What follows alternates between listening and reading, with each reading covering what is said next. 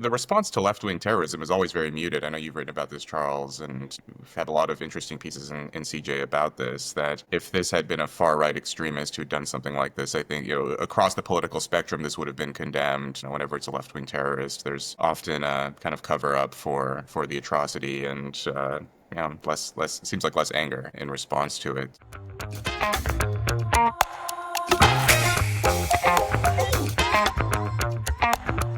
Welcome back to the City Journal podcast. I'm your host, Charles Fain Lehman, a fellow at the Manhattan Institute and senior editor of City Journal.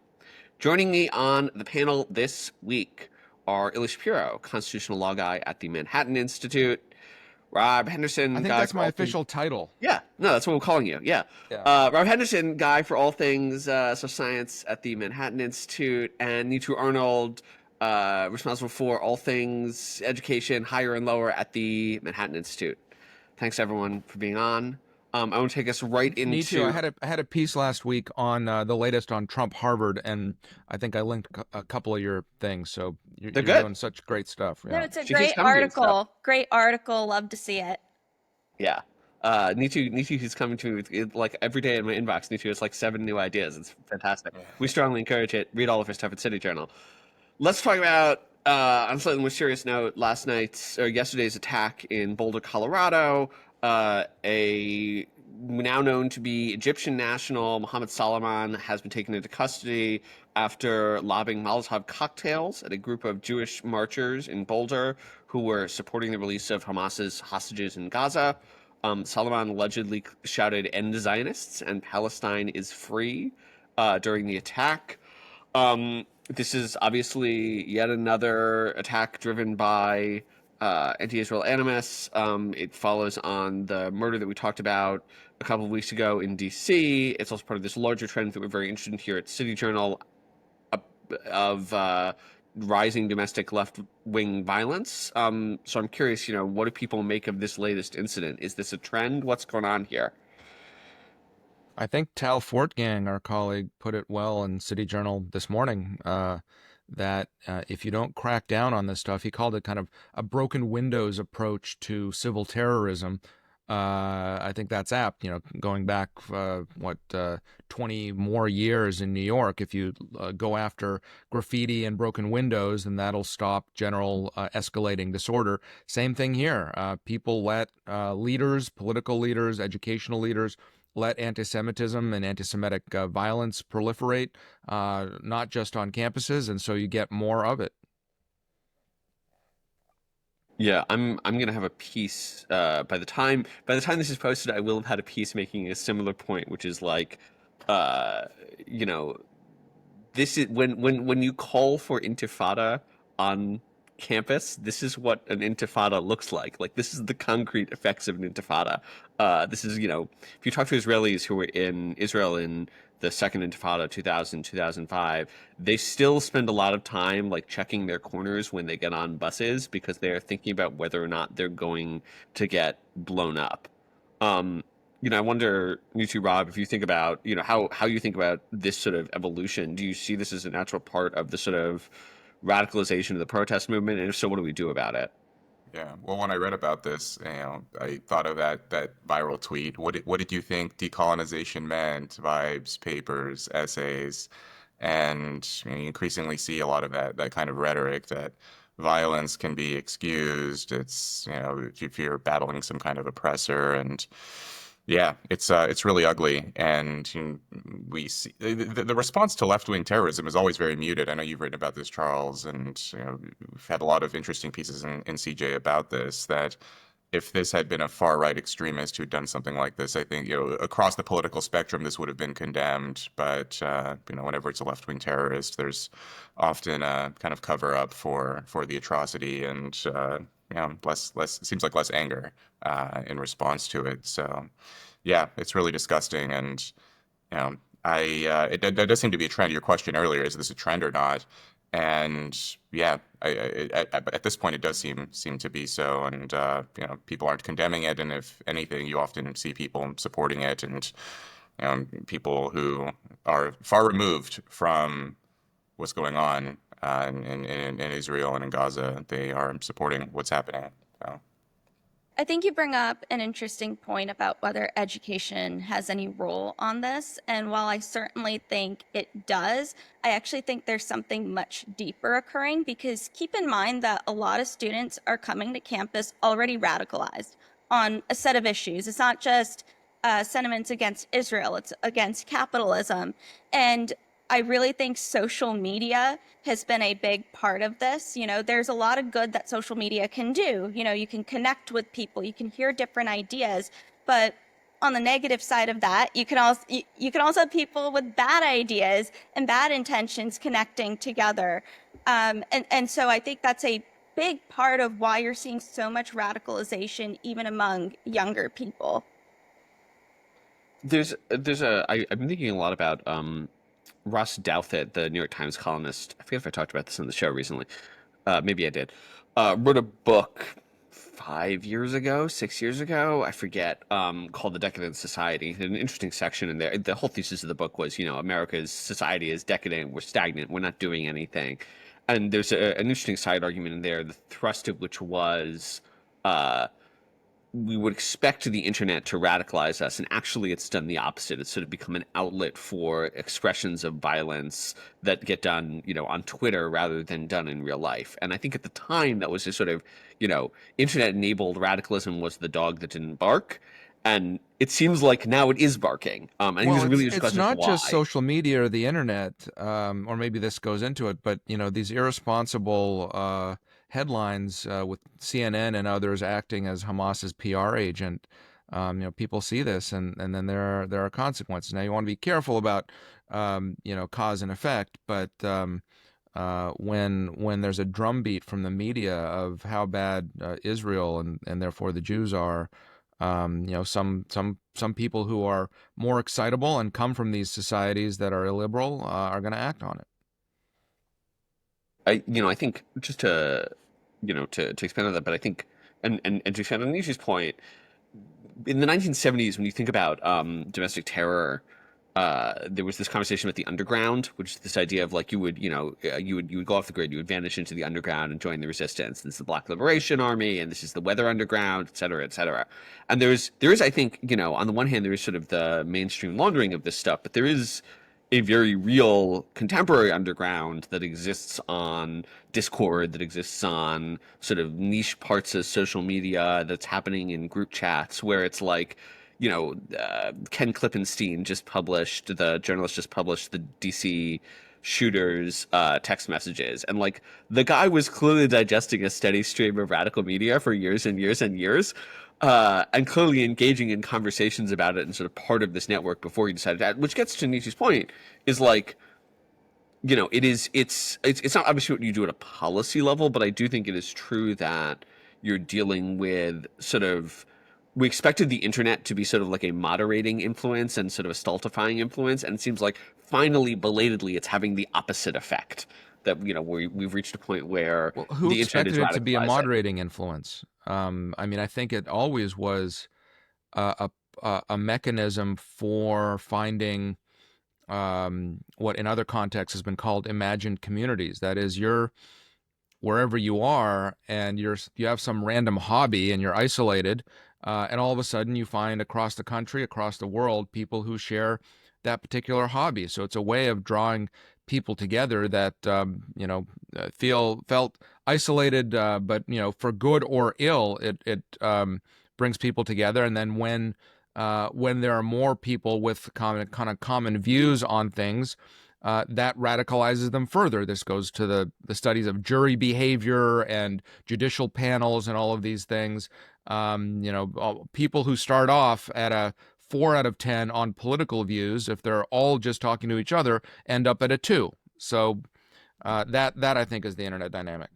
Well, I think there was this old idea from social psychology. I don't know how if it's still considered valid. It may have been died in the replication crisis, of the contact hypothesis, that if you're there's an unfamiliar person or an unfamiliar group and you're exposed to them and you bring people together and they eventually see one another's common humanity, and then this can bring us all together and put our differences aside and see this kind of mutual understanding. But If anything, maybe the social media did the opposite, where we are just finding people who share our interests and our values and the things that we like. And then, to Ilya's point, there's that group polarization pattern that occurs where if everyone tepidly holds an opinion or tepidly supports a certain movement, and then they see that view reinforced by those around them or those who they spend a lot of time with online, then that view becomes crystallized and exacerbated and can lead people to act out in violent ways.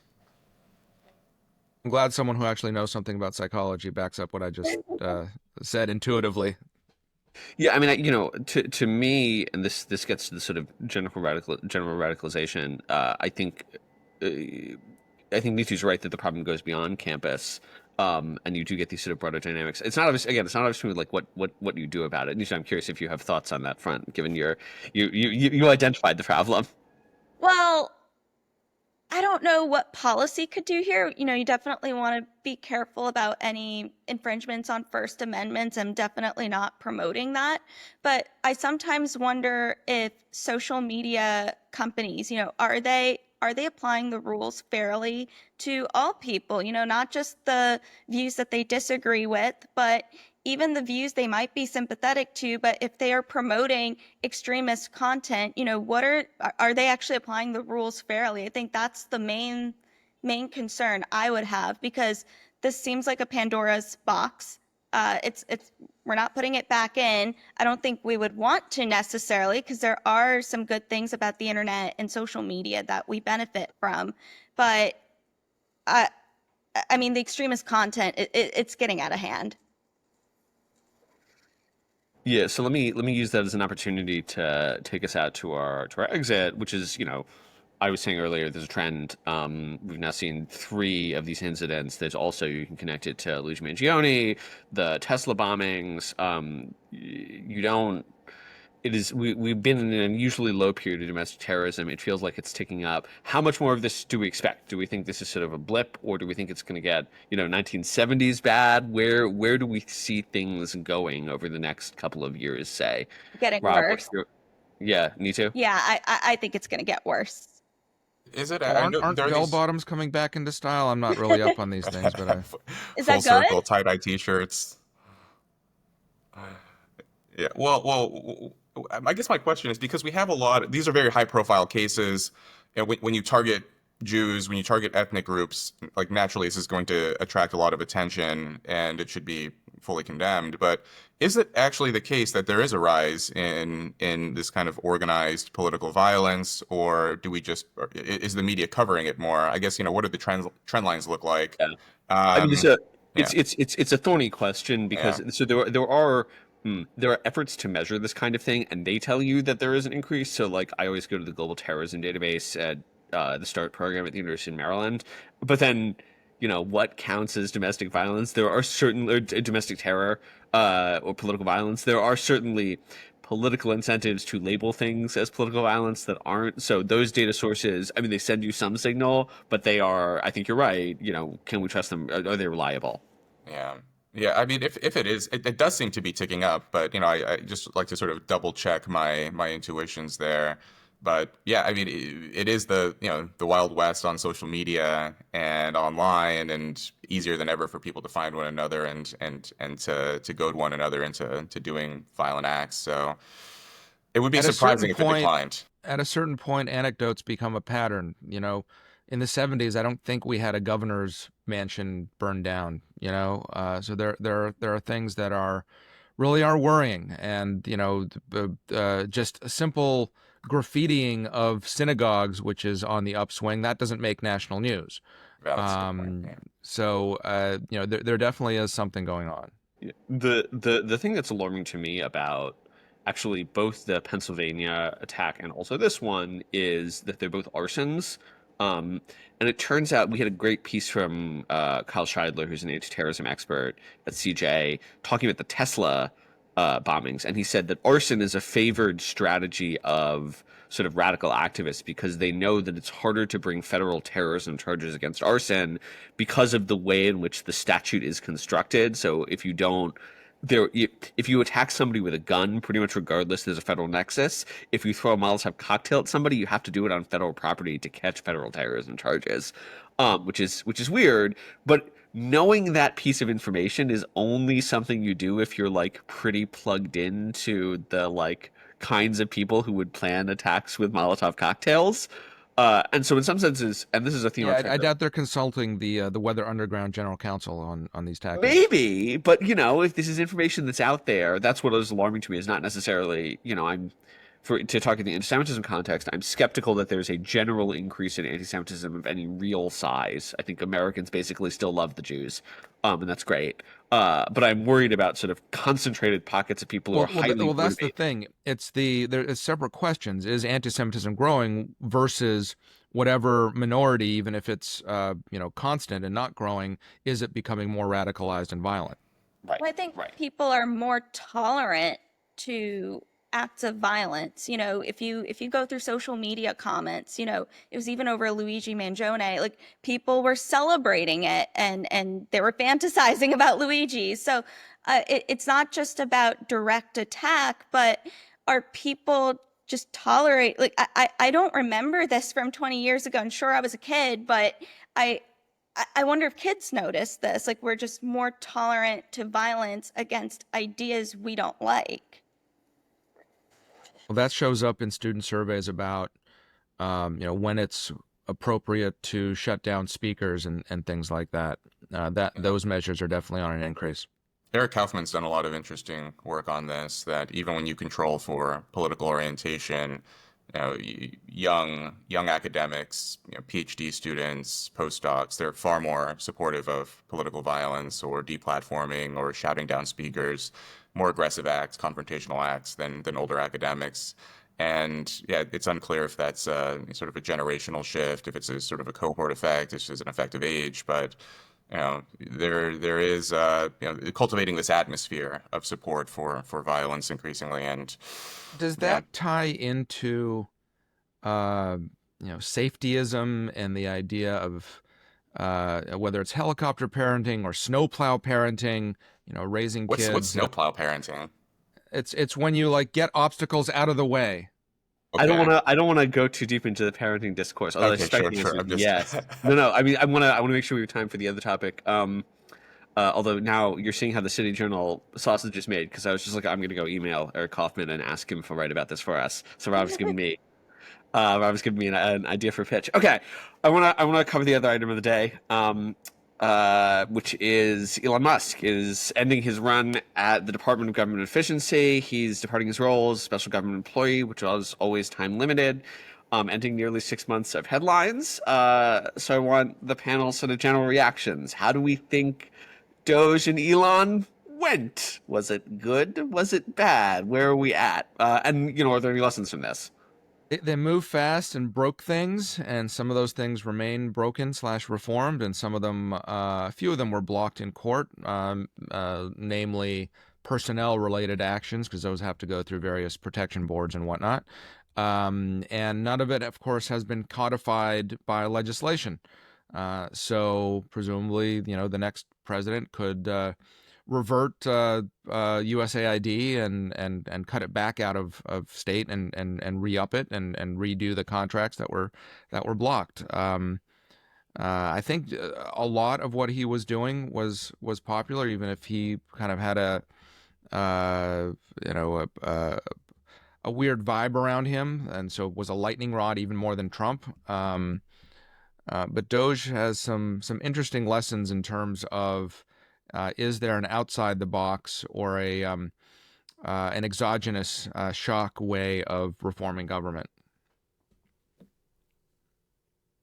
Rob, what's your Doge take? Where are you at? Yeah, I just wonder about the counterfactual. I've seen a lot of those survey data that Americans broadly do support Doge and support cutting federal spending. And they liked the idea of Doge. I think everyone kind of liked the idea of Doge, at least everyone sort of, right of center. But yeah, he fell short of a lot of his promises, but that's politics. That's what tends to happen anyway. I read earlier this morning that Elon says he plans to spend less on political campaigns in the future and sort of involve himself less in politics, which is intriguing because he spent the last sort of 18 months throwing himself into it, and I do wonder what's changed there. I think it's interesting to watch what happened with Doge. Foregoing procedures. I think that's been a general pattern with the Trump administration. This is something Ilya and I covered both in Fox and Politico on the Harvard situation and what's going to happen there. And again, I think the administration has been very quick to take action, to grab headlines. But when you look at the nitty gritty details, there might be more issues down the road, especially in the courts. And so I actually see this backfiring. When you go to Doge, again, I think the idea is great to downsize the government, to make it more efficient. But I wonder if the Doge team has poisoned the well for any future work, because people are now going to see what happened here, and they may be a little concerned, a little wary. It doesn't look good. It's toxic. Yeah, no, I mean, I think that to me is the core question is like, in some senses, the experiment was like, let's take, by many measures, the world's smartest man and drop him into the federal government. Can he find a bunch of stuff that nobody else finds? Like, that's one version of the Doge thing. But Well, take that's take cool. away kind of the noise and the cult of personality around Elon and his mania and all of this. Let's say you put in some like boring CEO who knows about looking at data streams and payroll processing and all of these very green eye shade sort of things. Because Doge was not in charge of like cutting Medicaid or, reforming, these billions of dollars that, have to go through Congress. What can be done purely within the executive branch is waste, fraud, and abuse, and, finding, all of those sorts of things. If it were done without trying to make big headlines until everything was finalized, I think maybe it would have accomplished more and could in the future serve an example that way. I guess, how do you do that? Because the incentive structures in politics right now is to go viral on social media. It's to make the biggest headlines. And I think that's why there is, at least at the national level, I've seen a lot of interest in grabbing those headlines. In some ways, it's acting like we're always on a campaign. Whereas when you go to the state and local level, I don't see so much of that. I think a lot of people are just tuned into getting the work done. It may or may not get attention, but they are getting a lot of work done. Yeah, I mean, I think there is the Elon flashiness factor, but then also I think they did really sort of believe that there was a great deal of waste, fraud, and abuse for them to identify. They claimed to have identified a great deal of waste, fraud, and abuse. Those claims seem perhaps exaggerated. And I think like part of what's frustrating there is like we already kind of knew where the waste, fraud, and abuse were in the system, right? Like the GAO has been pretty clear about where the problems are. And I think there was a little bit too much cleverness by half. But at the same time, it's like, why is it that you would expect somebody from the business world to be successful here? Well, it's like those people are particularly good at responding to the profit motive, which means that they will like efficiently cut costs because they're rewarded in doing so. And like the big constraint in government is always that there isn't a profit motive. And so in some senses, to Neetu's point, like, Elon was following the ambient incentives. He was doing like what it seemed like he needed to do. That just like was not conducive to his overall project. And so it's not totally surprising to me that they didn't come up with a lot, because the ways in which he finds efficiencies in the private sector are very different from the ways in which you need to find efficiencies in the public sector. All right. Let me ask and this is a little bit of an exit, but we'll tie it together. We have a little bit of conversation about it. Is there a next for Elon Musk? Like he said, he wants to back off politics. Somebody was talking about this.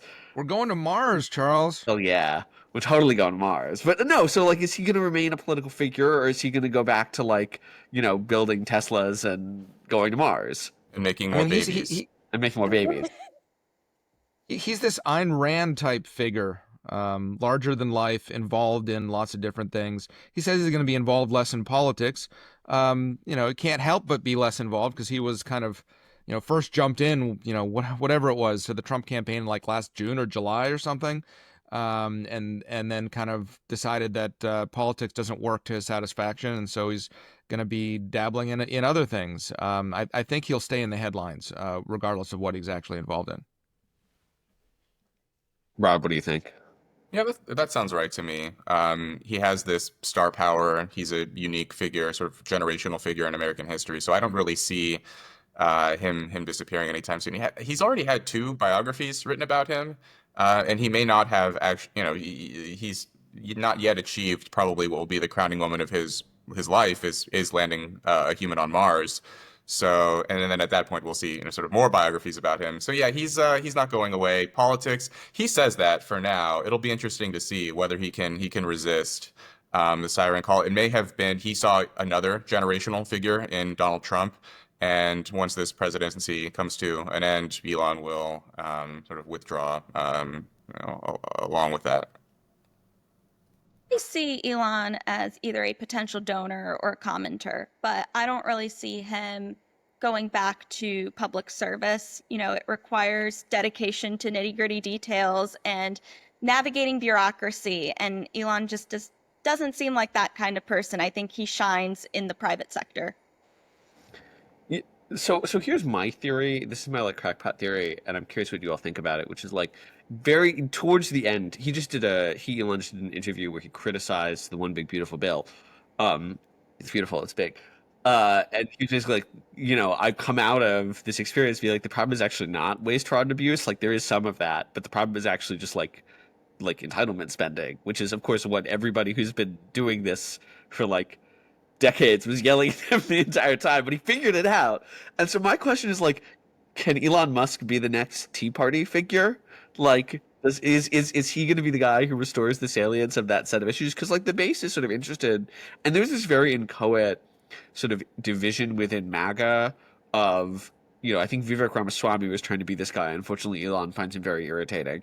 But he was trying to be the libertarian MAGA that was the deep state is entitlement spending, whereas sort of the J.D. Vance wing is much more entitlement sympathetic. So I could see him playing a role in that dispute where he leans towards the Vivek libertarian wing that's we need to get the government, the deep state out of our Social Security by dramatically slashing Social Security. Is that a crazy theory? Yes, no, maybe?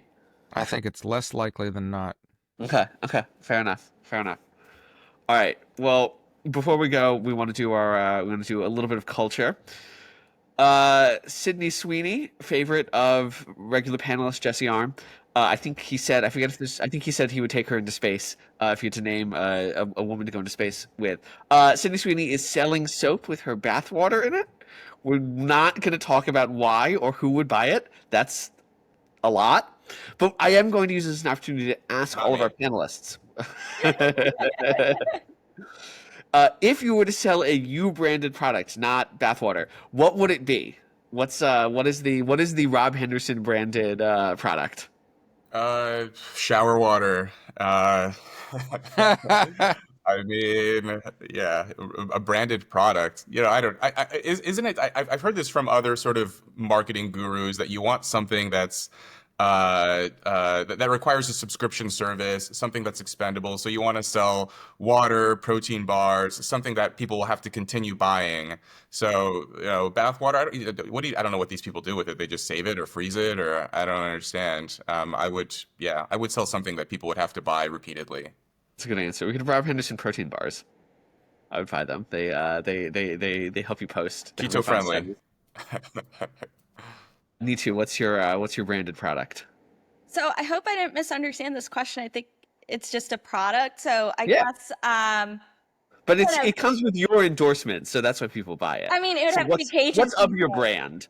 Cajun seasoning. I put it on everything. I put it on pasta that it shouldn't go on. I put it in dessert. It goes everywhere. What's your favorite brand? I don't know what the brand is. It's Cajun seasoning. Doesn't matter. I don't discriminate. Okay. Fascinating. See, this is why we do these questions. I had no idea. What do you cook with it? I've spent everything. time in the bayou. I love me a nice andouille or whatever, but we can discuss offline, Neetu. Yeah, no. I just like I discovered Cajun seasoning in college. It was at my favorite food truck that I would go to at 2 a.m, and it was Cajun seasoning French fries, and so I just put it on everything. Okay, fair enough. Ilya, what's the Ilya Shapiro branded product? I've had this beard for about a month or so, month and a half now. I started off as a playoff beard, but both my teams got eliminated. It's a hockey tradition. The Stanley Cup is still they're about to start disputing it this week. So I guess when the cup is awarded, then I really have to decide whether I'm going to shave it or keep it for a while. My wife likes it, so that's a plus. My kids don't like it. We'll see. So shaving clippings or something along the line of the Sydney Sweeney. But more seriously though, I was thinking pocket constitutions, because I've had people like come up to me and sign not just my books but pocket constitutions, and I'm like, you realize I didn't write this? And I'm like, that's okay. In fact, when I went on Stephen Colbert, it's coming up on the 15th anniversary of the pinnacle of my career, when I went on the Colbert Report, he asked me to sign this pocket constitution, and I was like, Stephen, you realize I didn't write this? He's like, that's okay. So maybe there's a market for, if Trump can do Trump Bibles, maybe I can do Shapiro pocket constitutions. See, father. I have like 5 or 6 pocket constitutions, and I would say half of them are Cato pocket constitutions. There's clearly an opportunity. I'm happy to sell you to sign them all for you at a group discount, Charles. Oh no, I'm saying MI could move into this space, distributing pocket constitutions with the Ilya Shapiro, constitutional letters. Maybe with my signature like embossed in gold on the back, endorsed by Ilya Shapiro. Yeah. Yeah, you know what, Ilya took mine, but I'm still gonna say I've been told that this is my trademark beard, so it's like some sort of beard care product. I feel like I could go far with. This is like apparently how people distinguish me. I'm like the one with the beard. So that's where I would go. Cajun seasoning. See, you learn something new every day on the City Journal podcast. All right, that I believe is about all. These podcasts are always a gumbo. There's lots of different opinions. With that is about all the time that we have. So thank you as always to our panelists. Thank you to our producer, Isabella Reggi. Listeners, if you've enjoyed this episode, or even if you didn't, please don't forget to like, subscribe, comment, ring the bell, knock the other pins down, do whatever the heck it is you do on your platform to engage with us more and to raise us in their rankings. Like, leave us comments on YouTube and questions. We might even answer. People always leave us crazy comments on YouTube, but maybe they'll ask a question sometime. Who knows? Until next time, you've been listening to the City Journal podcast. We hope you'll join us again.